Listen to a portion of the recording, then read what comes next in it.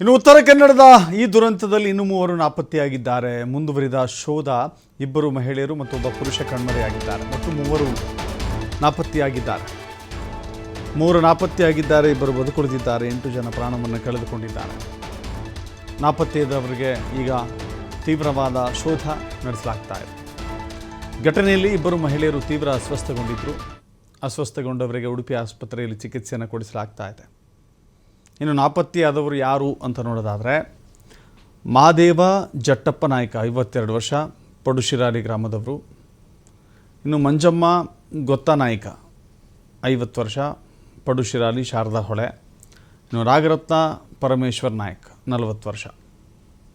ಇನ್ನು ಅಸ್ವಸ್ಥರಾದವರ ಪೈಕಿ ನಾಗರತ್ನ ಈಶ್ವರ್ ನಾಯ್ಕ್ ಮತ್ತು ಮಹಾದೇವಿ ನಾಯ್ಕ್ ಇಷ್ಟು ಜನ ಅಸ್ವಸ್ಥರಾಗಿದ್ದಾರೆ.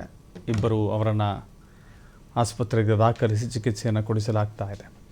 ಕೈ ಹಿಡಿದು ನೀರಿಗಿಳಿದಂಥ ಕಾರಣಕ್ಕಾಗಿಯೇ ಅಲೆಗಳ ಅಬ್ಬರ ಒಮ್ಮೆಲೆ ಅಪ್ಪಳಿಸಿದಾಗ ಆ ಅಲೆಗಳಿಗೆ ಅವರು ತಡೆದುಕೊಳ್ಳೋಕ್ಕಾಗಿಲ್ಲ. ಸೊ ಹೀಗಾಗಿ ಅಲೆಗಳಿಂದ ತಪ್ಪಿಸಿಕೊಳ್ಳೋಕ್ಕಾಗದೇ ಅಲೆಗಳ ಜೊತೆ ಕೊಚ್ಚಿಕೊಂಡು ಹೋಗಿದ್ದಾರೆ. ಅಷ್ಟು ಜನರು ಕೂಡ ಪ್ರಾಣವನ್ನು ಕಳೆದುಕೊಂಡಿದ್ದಾರೆ.